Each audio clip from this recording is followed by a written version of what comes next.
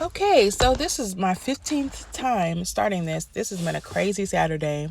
I have been trying to record this ever since I finished watching it, like maybe 2 hours ago. It's been so crazy. Like I live very close to like a NASCAR type situation, and those type of people that that go to those type situations.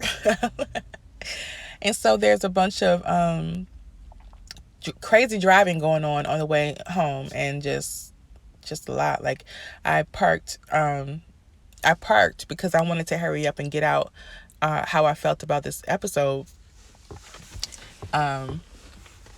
I was driving first, like I said, and it was just a whole bunch of crazy driving, but so I parked, so I wanted to just hurry up and get out what I had to say. And someone parked really close to me that was driving, or they parked like they were gonna like back up, and I just felt unsafe there, so I moved somewhere else. Then after getting into the video pretty good, I looked in my rearview mirror and I saw two guys in all black behind my car, in the bushes. I said, let me get out of here, man. So I finished on the, the ride continued to be crazy. Like a huge truck ran the hell out of a red light right next to me. I'm just like, what is going on? Like, oh, this is wild. The full moon was like a couple of weeks ago, right? Like, anyway, I think it was last week. But yes, so Love and Marriage Huntsville, they did the whole thing, what they will always do. They'll show us the best parts of the show in the promos, and everything else will be fluff. But I think that this episode was good. The best part, actually, to me, was not just the most I shouldn't say the best part, because what they do, they show the either the fight or whatever that is the most exciting part of the episode in the promo, and they show that at the end, and they only show part of it. And they did that tonight. It's just what they do. But we watch it. We know what they're gonna do, but we watch it anyway because it's entertaining, and a lot of us are become invested in these characters before all the craziness ensues. Before all the craziness happens, and by that time we have to watch, or we don't. But so the best part of the episode, though, was Tisha going over to Mel's, and Tisha and Mel deciding they're going to actually move forward as they do. And so Tisha comes into Mel's house and she brings some chocolate champagne. That's their new business adventure, as Tisha calls it. I'm not mocking Tisha talking, because I'm not even sure if I've been saying excuse me, I've been saying business venture. I've been hearing business venture. Tisha actually she's a businesswoman. This is what she does. So maybe it is business adventure. Even if she said it wrong, I'm not mocking her. People mess up all the time. My favorite YouTubers always speak, because you're speaking I mess up all the time, so I identify with her person to person, but like it's no one's perfect, and the people who seem perfect are the most flawed in ways that you can't necessarily recognize superficially. So that's just how that go. But and I said all that even though Tisha very well could have been right to say business adventure, because it's an adventure. The new business adventure is this chocolate champagne. And she brings it over for Mel to taste, and Mel has some stuff for her too, some wine and some, probably a charcuterie board or something like that, out for them to, kiki and have a good time and move forward. And Mel asked Tisha, Tisha asked Mel, well, how you doing? What's going on? Girl, I'm just, whatever. This is what she said. Like, hopefully she said more, because, and crazily enough, it's now raining. I hope it doesn't get too loud, because if it does, I'm not going to finish this video tonight, because I can't be going through this. for the whole night. You know what I'm saying? Like I can't start another video over. So that, yeah, so Tisha says, Tisha asked Mel how she's doing, and Mel's like, people are just, I'm at this point where I'm just, realizing that people just feel entitled to your time. People feel like no matter what you're doing, you're supposed to stop doing what you're doing to do something for them. And I'm just not there anymore. And I'm just, that's to me, as a watcher, as a, a viewer, and as a male scrutinizer, not male scrutinizer. I'm not a man basher in this video. It took me back to when Tisha confronted Mel, or discussed with Mel her feelings about their friendship. She said she felt like Mel wasn't being a good friend. She didn't check on her when I think somebody passed away. Mel didn't check on her. And Mel was just like, I got my own things going. That was her response. I just got my own things going on. So her saying that to Tisha, in this moment, to me was just like, yeah, Mel is still the same exact passive-aggressive, church shady type person.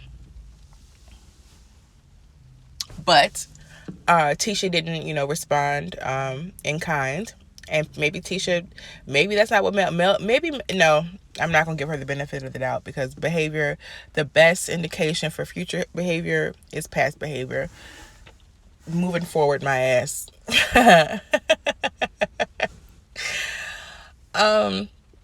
So she says that or whatever, and then Tisha's like, okay, it becomes nothing, because Tisha's like, okay, well, that's cool or whatever. I'm liking this new male, and Mel's like, well, it's not a new male. It's just, and for me, that further, to me, that made me believe even more that she was being shady in that moment, saying that to Tisha. But again, Tisha just was like, whatever, because she was like, no, I don't think it's a new male. It's kind of being argumentative about Tisha congratulating her for her new way of rolling in life. So then, so Tisha's, then Mel asked Tisha, so what's going on with you?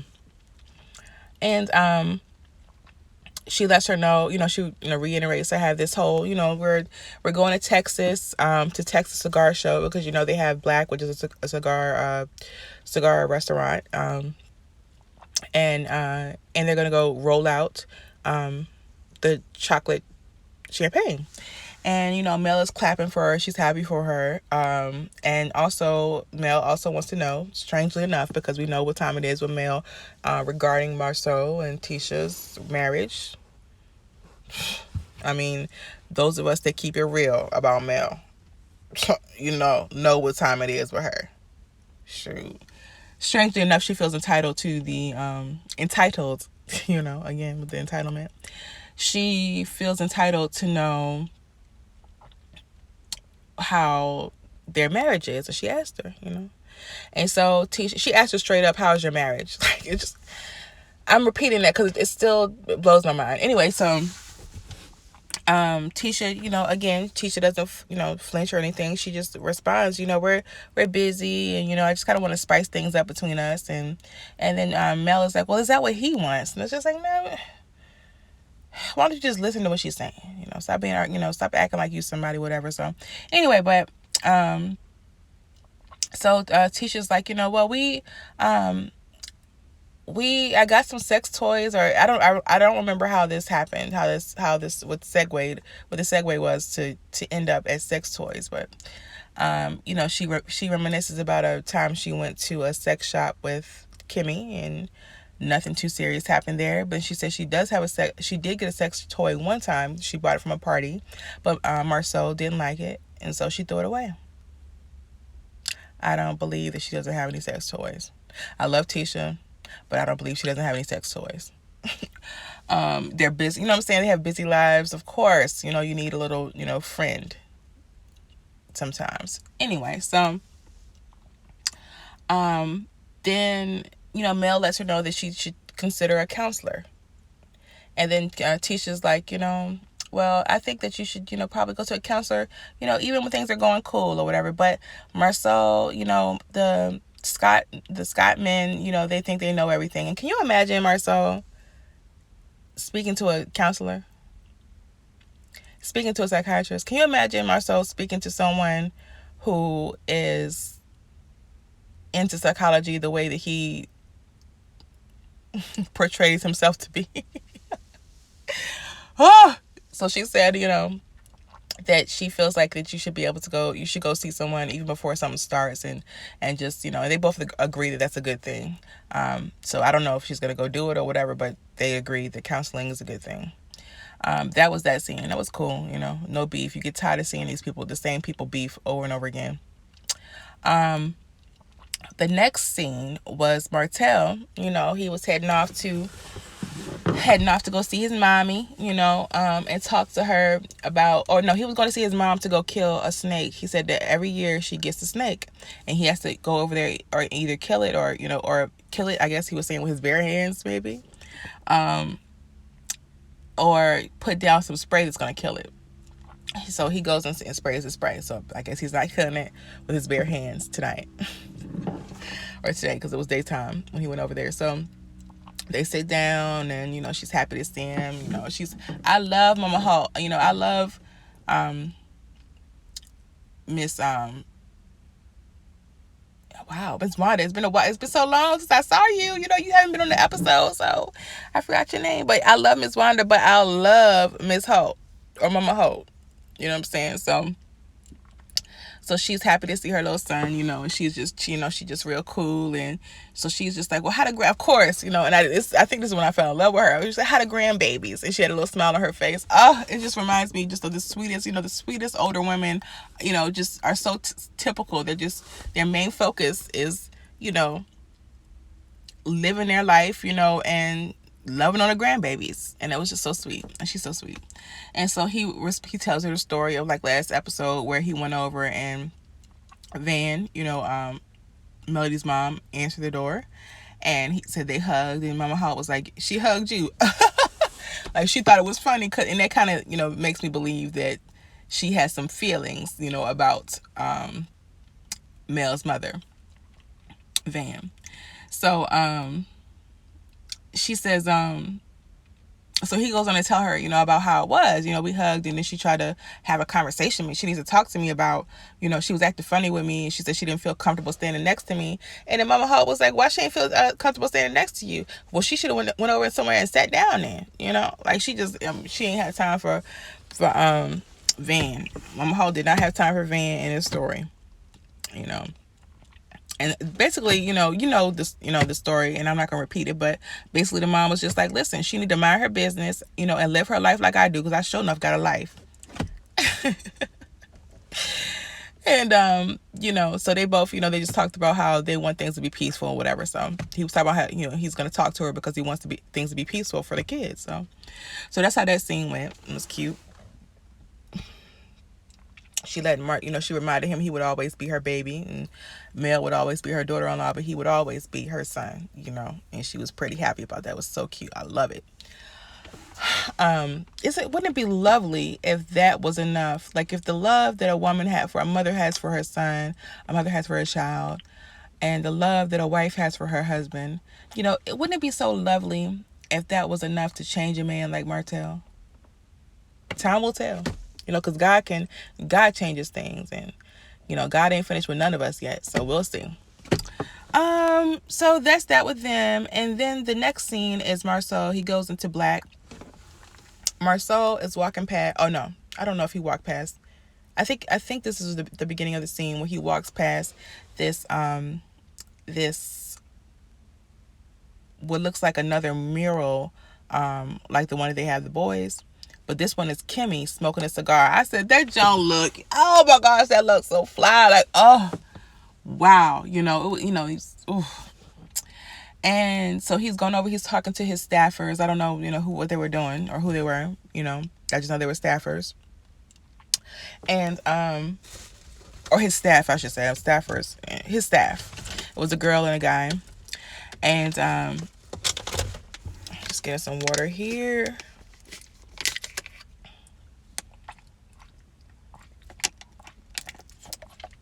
He's letting them know that they need to, get on top of things, and be good all the time, because the grace period is about up.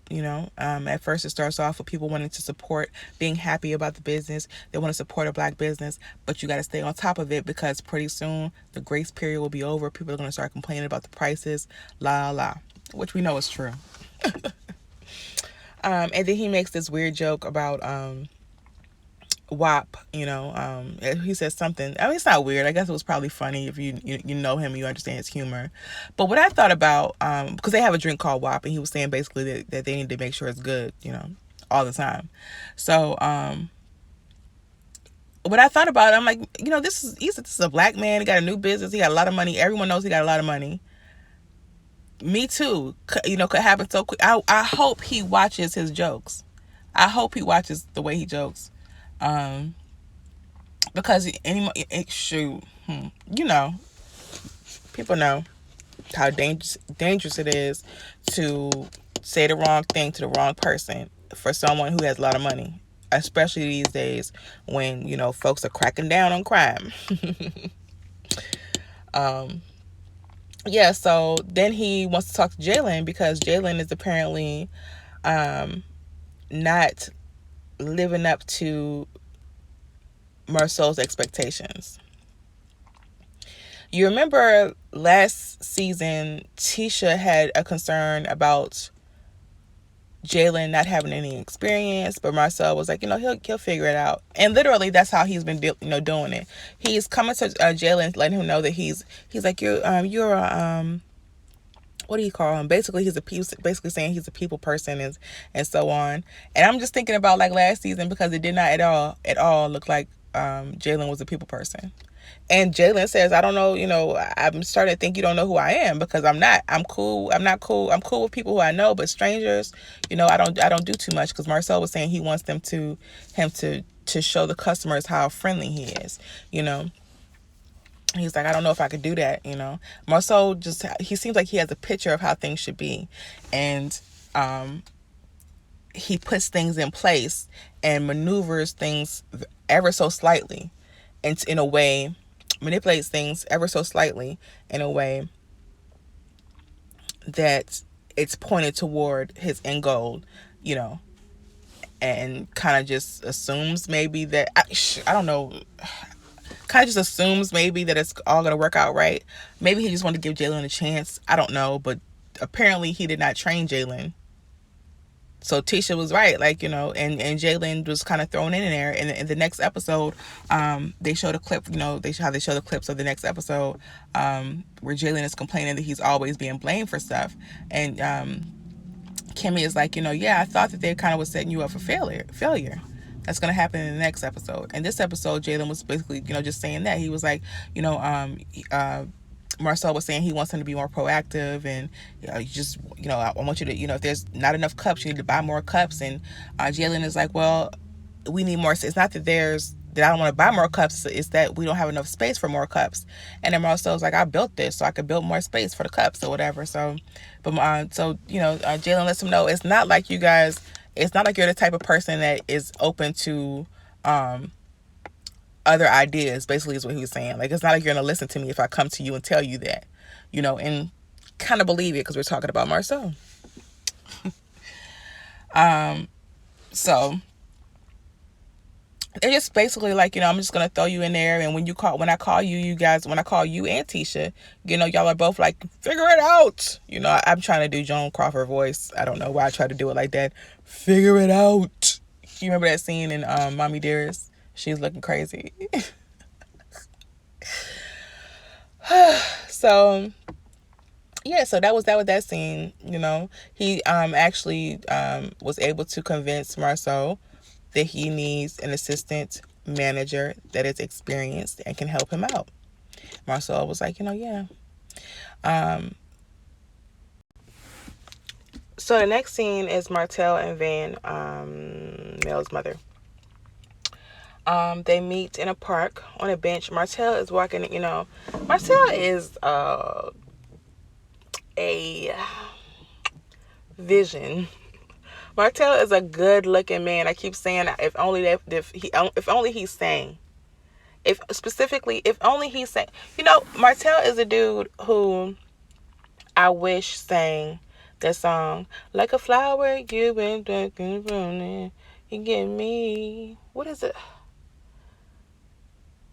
Like you shine like the sun. Let me be the one to enjoy you. Let's get it, girl. Slow down. I just wanna get to know you, but don't turn around. 'Cause that pretty young thing that's good to me. Slow down. Never seen anything so lovely. Yes. Oh my gosh, Martell looks the way that I wanted Bobby Valentino to look. And I'm not saying that Bobby Valentino looks terrible. I'm saying that I expected him to look the way that Martell looks. That's just me. He's very, he looks good in his little summertime clothes. He has on his little flip flops and his, skin, his dark skin, and yes. So, I mean, and of course, I know Martell is awful. Yeah. So he sits down and she's sitting there. They greet each other. She wants to talk to him because she feels hurt. She wants him to understand why she feels hurt. The reason why she feels hurt. Oh, he lets her know that it was hard for him to make it because of the whole hand thing. He got to be petty. And she's just like, well, it's how it goes sometimes. But she wants him to know the reason why she's, the way she acts is because she's hurt. She feels like, it's hard to move. He wants to move past things. He's saying he doesn't understand why, we can't move past things. And she says it's hard to move past things when you keep doing things. Like, it hurts her that he keeps putting things out on the internet about them. And most specifically, it hurt her when he said that she was not allowing him to see his kids because she feels like that he should know, or that he does know, that she would never do that. She tears up about it. So it's odd, because he agrees pretty quickly. Not pretty quickly. I mean, he kind of agrees that she never stopped him he brings it up again, and then she negates it, and then he's like, okay, well, maybe not. It wasn't you. So who knows what's the truth about that, especially since we're talking about, who knows what the truth is about that. But so basically they just come to the consensus that they want to make everything okay for the kids.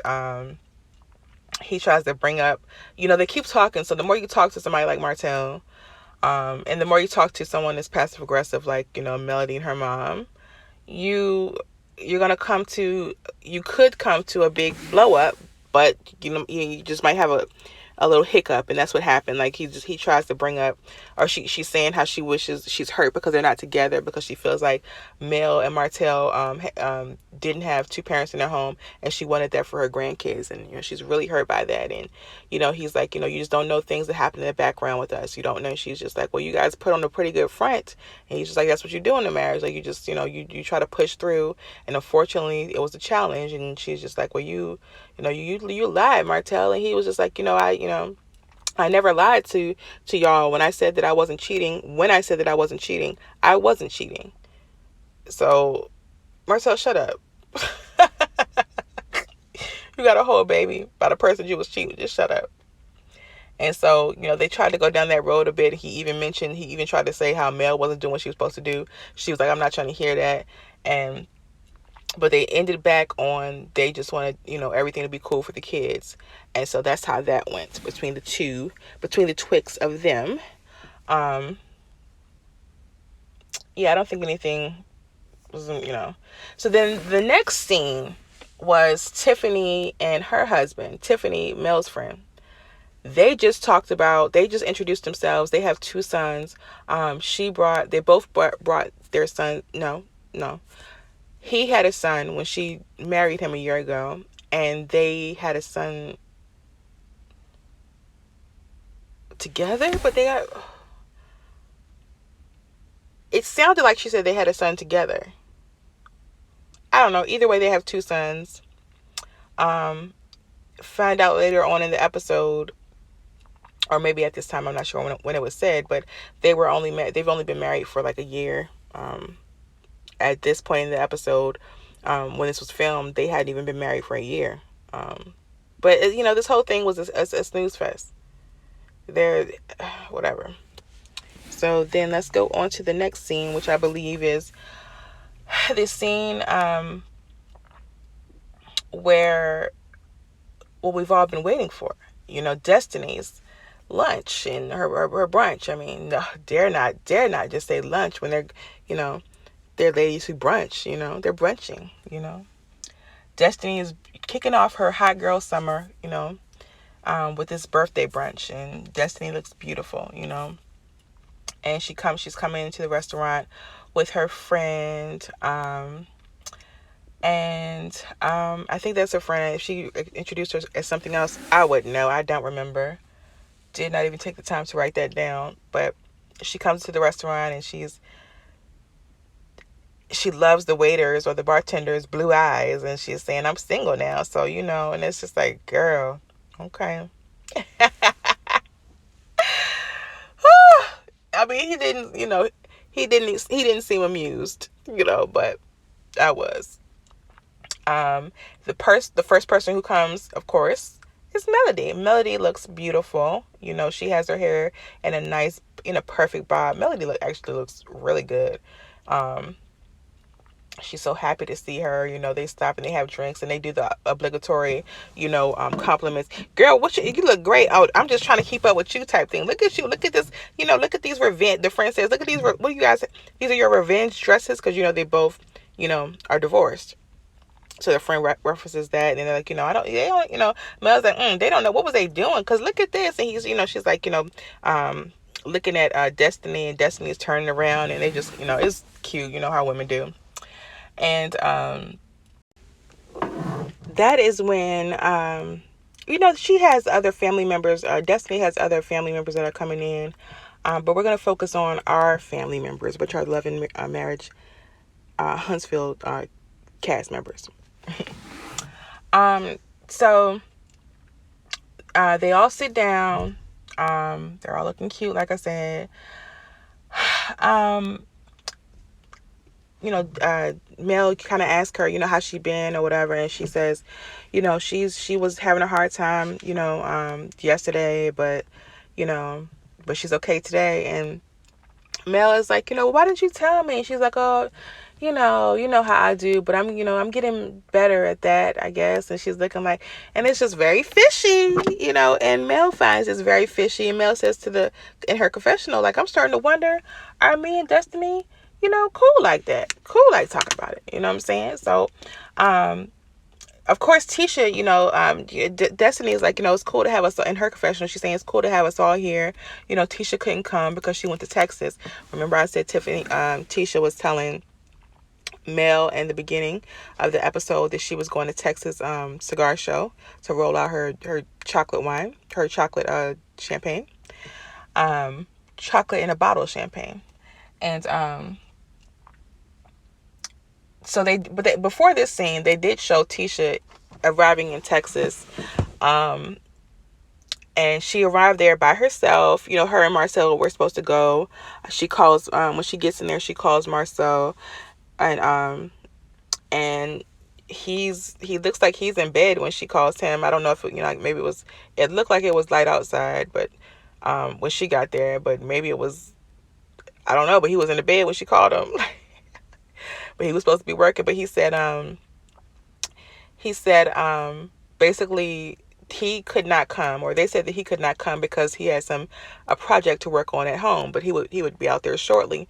They were supposed to be out there for a whole week, and Tisha was letting them know that she wanted to make it romantic, and she wants to spice it up between them. And he's like, so basically, or she wanted to do some special things over the week, and it was unfortunate that they lost a day because he had that special project that he wanted to do, or he had to do. And she's like, he's like, babe, look, so you want to have sex, we can do that. Basically, like, you ain't got to threaten me with a good time. So, and she's just like, no, I just want to, be romantic, and, and then, he's focused on the sex thing or whatever. He doesn't really let her let up about that. And, that's really it. He'll be there as soon as, he finished with that. And that's how that scene went. So, so that's why Tisha's not there at this brunch, this birthday brunch. So the next person who shows up, so Tisha, back to Tisha with Tisha and Mel. I just think it's funny that Tisha brings up, or that Mel is concerned about why a friend is not talking to her about everything. Mel was concerned about why Destiny did not tell her about the divorce. What's up with that? And now she's concerned about, why didn't you tell me you had a bad day yesterday?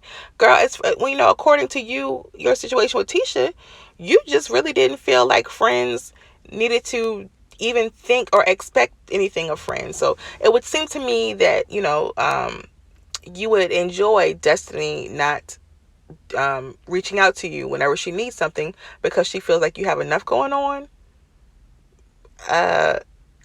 Whatever, make sense of that, because to me that makes sense. To me, the fishiness of that whole thing makes sense, and hypocrisy is there somewhere. But I'm tired of talking, and I don't, so I want to wrap this up. Oh my gosh.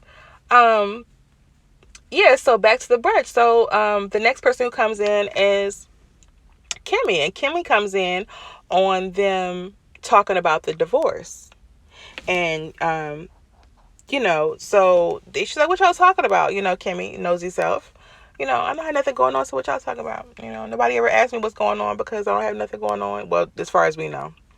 But yeah, so she's like, Destiny's like, well, you won't, you're probably not gonna be happy about this conversation, because I didn't tell you when we went out, to lunch before, but I got a divorce. And Kimmy's like, oh no. And Kimmy does the exact thing that Destiny said she didn't want. She didn't want people to act like she didn't want people to feel bad for her. She didn't want people to act like it was the end of the world. And that's exactly what Kimmy did. She went on and on about it. I'm just so sorry, which is probably what you're supposed to do. But Destiny didn't want it. And, she's like, you didn't tell me. And then, Destiny's like, well, I couldn't tell you because I ain't tell her. Are y'all friends? Like, what's up? But we know what reality TV friends give. We know what time it is with that. So it's funny. So they're all sitting there, and then the next person to come in, Mel tells tells Destiny that she invited Tiffany because she thinks that they might know each other, because or they might get along, because they both work with the Chamber of Commerce. I think she said that Tiffany does media, and it might be the other way around. Tiffany did or does media, and Destiny does women's discounts with the Chamber of Commerce. Like I said, or the other way around. Or it may not even be media, because I couldn't really hear what she said perfectly. So she does something with the Chamber of Commerce. So she feels like they might know each other, or at the very least, they might just get along. They might hit it off because of that. So Tiffany comes in, and Destiny's like, oh, you're so beautiful. The whole girl thing is just so cute, and pleasant. And, Tiffany comes in, and we find out that Tiffany knows Kimmy from her son playing football with Kimmy's son. And she seems to remember. Oh no, before that while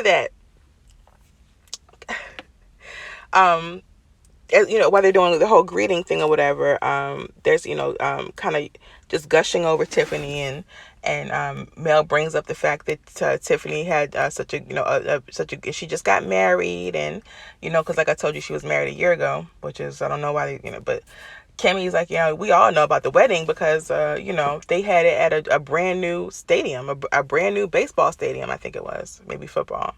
Basically a brand new stadium they rented out. And according to Kimmy's confessional, what she was saying, Kimmy the bone collector was saying that it was all over the news and everything, and this was a surprise wedding for her husband. And then, Kimmy was surprised. Kimmy couldn't believe it, because Kimmy waited 7 years for Maurice to propose to her. So she was surprised that Tiffany would have a surprise wedding for her husband. Now,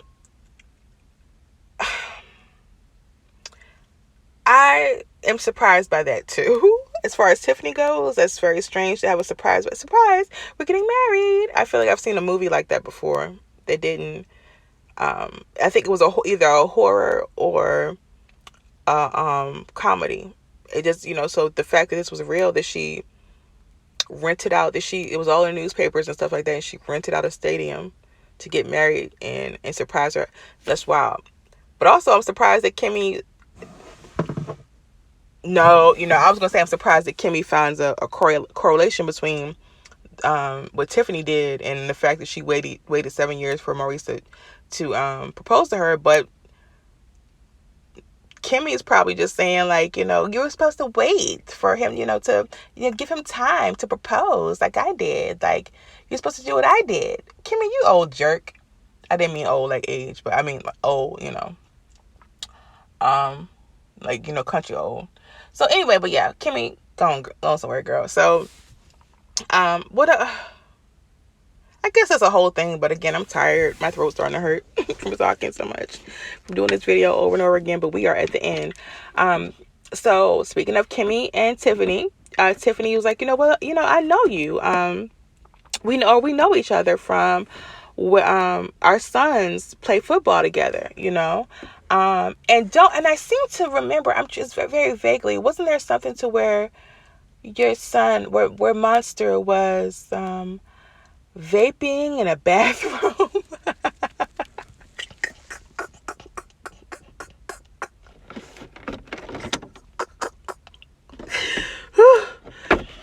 I'm laughing because it's so like, what, girl, what, read the room, like, what type of mess? He was like, I can't really remember. Was there something with that, with your son vaping in the bathroom? And Kimmy was like, honestly, that is a question for Maurice. And then Kimmy lets us know on the confessional, because she's also weirded out by the timing of, this statement. And she's also irritated that Maurice didn't tell her that Monster was vaping in the bathroom. Oh, that was so stupid. Tiffany, what's wrong with you? So then Tiffany is not done yet. I think this happened after. Tiffany isn't done yet. Tiffany's like, and I also know your ass. In a way, I know of you, because didn't I meet you? No, I didn't meet you. What happened was, I met your husband at some sort of at award, some sort of award thing. And I thought the person that he was with was you, but I asked her, and she wasn't you. Now, Destiny gets up and walks away because, what? Like, before I whop on you, let me check what's wrong with you? Why would you, and she says this in her confessional, why would you say that? And, at my birthday party, like, why would you go there? Like, even, come on, girl, like, what? Why? Tiffany was wilding. So Destiny gets up and walks off. Tiffany feels like, well, I don't know what's wrong with her, If people think I'm being shady, well, that's on them. Tiffany, you're an idiot and a jerk, okay? I'm sure you were supposed to say this. I'm sure this was all set up, but I'm a consumer talking about consumer things. And I think you are, as a consumer, what I've consumed, what I just watched you do on that episode, you're an idiot.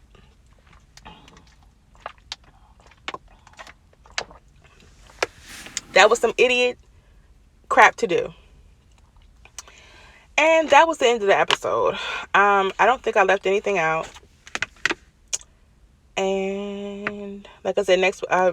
The only thing I remember from the clip for next week was, like I said, Jalen telling Kimmy about, feeling like he was always blamed, and her saying, I feel like they set you up for failure.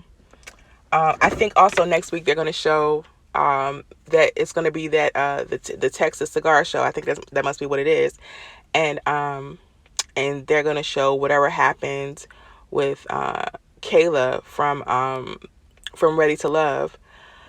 That scene is gonna be next week. I've seen the live or something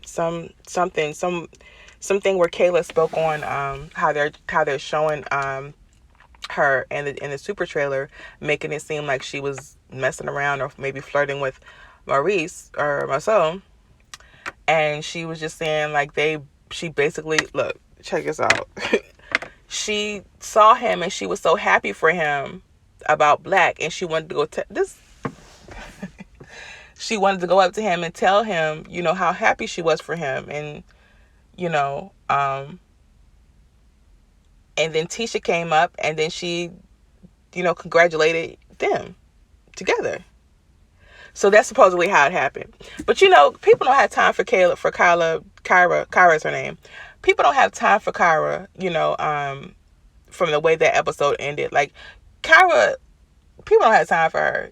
You know, we'll just see what happens next week.